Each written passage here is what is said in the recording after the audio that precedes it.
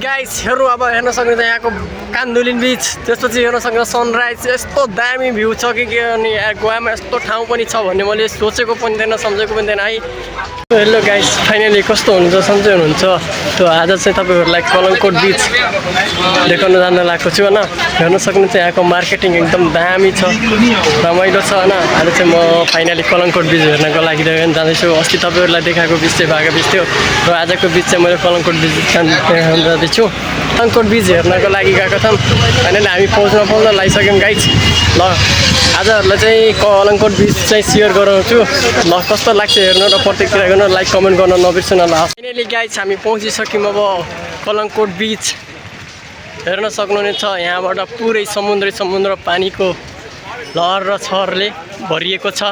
त्यही माथि हेर्न सक्नुहुनेछ पुराला सनराइज हुँदैछ अनि डुबिसक्यो। हेर्न अघि नै त कति धेरै देखिरहेको थियो अहिले चाहिँ डुब्यो हेर्न। चारै एक्साइटेड यो हेर्नलाई चाहिँ म एकदम एक्साइटेड छ। फाइनली आज भेटिसक्यो होइन।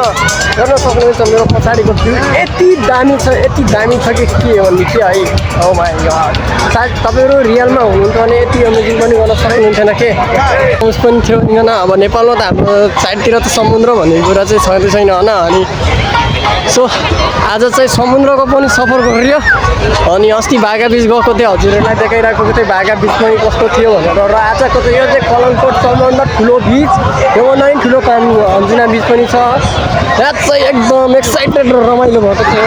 चारैतिर बोटिङ गरिरहेका छन् पब्लिकहरू चारैतिर छरिरहेका छन् गाइस एकदम दामीसँगले है त। यो नजारा हेर्नुहोस् के यस्तो लाग्छ कि कसम नेपालमा यस्तो भ्यू हुन्थ्यो भने कति हुन्थ्यो होला। नेपालको पर्यटक क्षेत्रहरू कति बन्थ्यो होला कि सायद हाम्रो नेपालमा छैन यस्तो भ्यू हेर्ने ठाउँ मौका पाइएन होइन। तर यो ठाउँमा चाहिँ आएर हामी गोवा भन्ने ठाउँमा चाहिँ आएर यस्तो भ्यू हेर्नलाई एकदम फुल इन्जोय गर्न सकिनेछ।